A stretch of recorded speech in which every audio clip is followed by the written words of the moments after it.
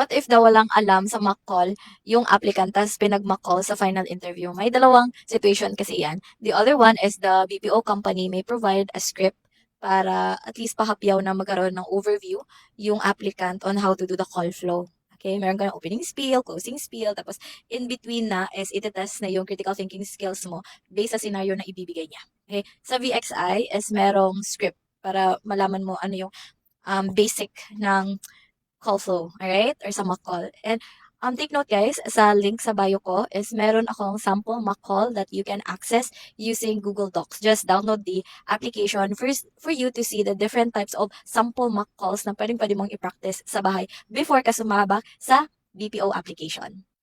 Kasi yung BPO mock call flow, in-explain ko talaga doon and you would know the importance, bakit dapat etong resolution part siya sa ganito, bakit kailangan ng opening spiel, bakit kailangan ng closing spiel, ganon, and many more. Kasi nakakatulong kasi siya na kahit BPO newbie ka, alam yan ng mga recruiter na marami ng mga content creator na BPO agents na nagbibigay ng idea on how to do mock call. Pero ikaw na applicant ka, you didn't do your own research. Marami ng tutorials but you didn't even attempt to look for it, to look for tutorials.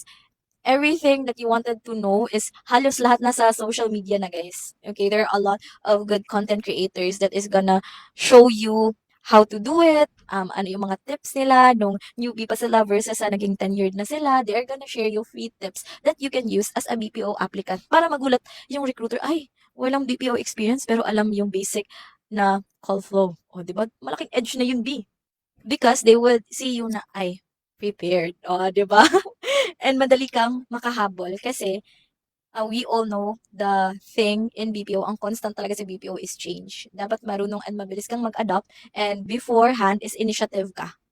First pa lang na impression, dapat meron kang initiative. Dapat alam mo na and prepared ka sa laban ng BPO application process. Alam mo dapat yung basic na body opening and closing ng call flow. And if ever naman wala ka talagang alam, is ano lang, the interviewer will tell you na, okay, ganito yung situation, just answer me, and how will you resolve it? Like freestyle lang. Ganon.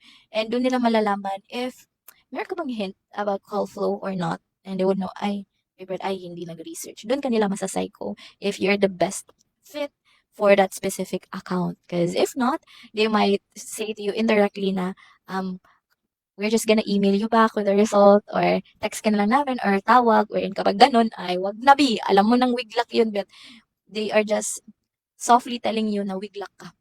Come back ka na lang ulit after 6 months or after 3 months.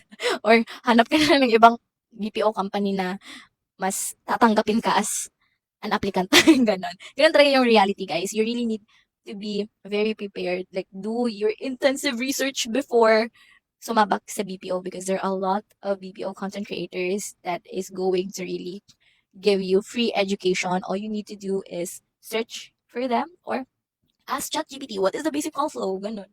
We already have AI. So, walang excuse na hindi mo siya alam. Kasi, one of the best trait of being a BPO agent, dapat may initiative ka and you know how to be resourceful. And parang nafu-foresee mo na siya na, ay, ito yung mangyayari. Kasi kapag sasabak ako, meron talagang mga out of the box questions, ganun. Dapat, yun, basta, you need to really dig through because the ocean is so wide and you're the tiny little fish that you need to absorb a lot of information and you need to know how to retain them as much as possible. So yeah, yun lang yung um, sagot ko dyan. But there are also other interviewers na tawag dito, they don't care if hindi mo alam kasi newbie ka pa naman. They are some recruiters are very complacent, parang tolerant sila, ay, okay lang to, newbie pa naman to, parang naman tong sponge na kapag iti-train, tatanggapin niya kasi decidido talaga siya na alamin yung BPO process, ganon. Meron mababait na interviewer, pero meron ding